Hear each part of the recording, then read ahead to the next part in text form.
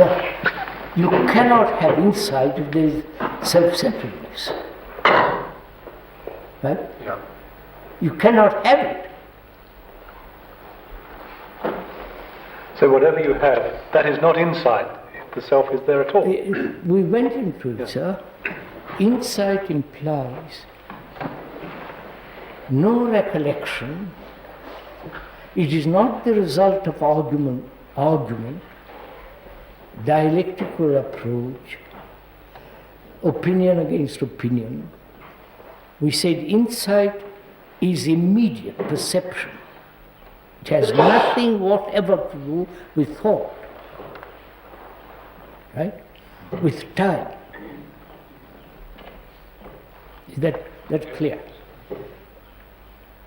Now, but that may happen to one occasionally. And thought takes it over as an experience, remembers it, and goes after it. Say, I must have more of insight. Then it's no longer insight. Right? Are you saying, can insight and self-centeredness exist at the same time or at different times? Is that you're asking? Well, he's saying it seems like there's no escape. If there is an insight and the center takes over, then we're back in the same. We have discussed this, that as long as there is self-centered activity going on, you may have occasional insight into something, but that will not bring about a radical elimination of the center. So, but he's saying, sir, that if one has an insight, and then the centre comes in to make its takeover bid, is there some action which can, in a sense, prevent? Or maybe a better question is, why is the insight? Why does the centre take over the insight?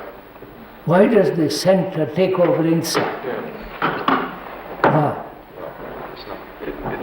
Go into yourself. Why? It's automatic. The whole essence of my action is the center. Yeah. And so that is like a tremendous wave, swallowing a little an action which you call insight for the moment. Right.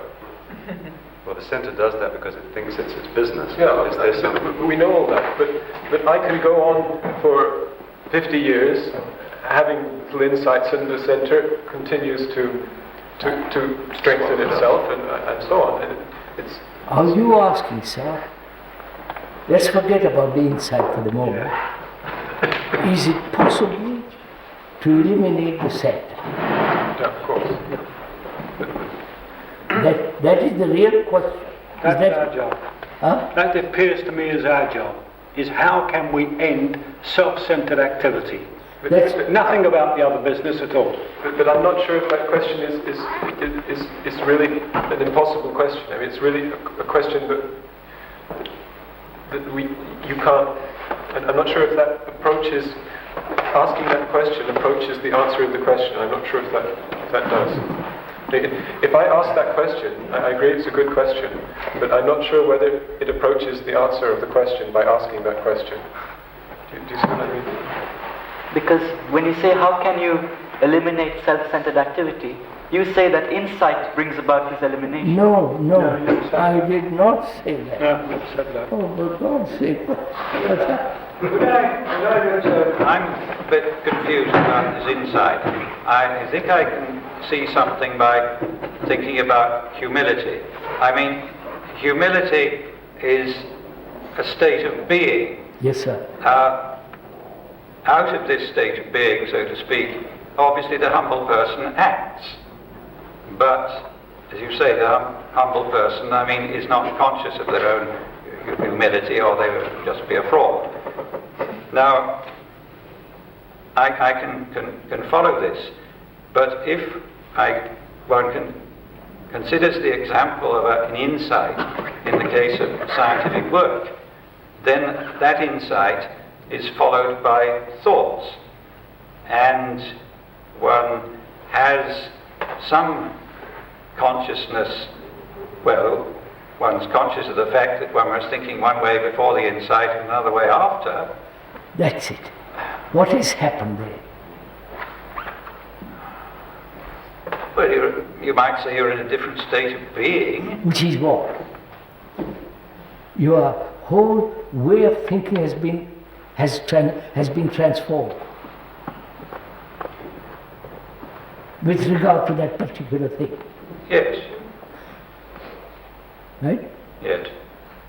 Now, we want to know if there is such an action as insight which will totally eliminate the self-centered activity.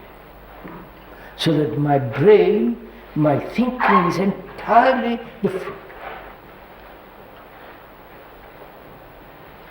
Fundamental psychological insight. Yes. So that even my brain cells are changed.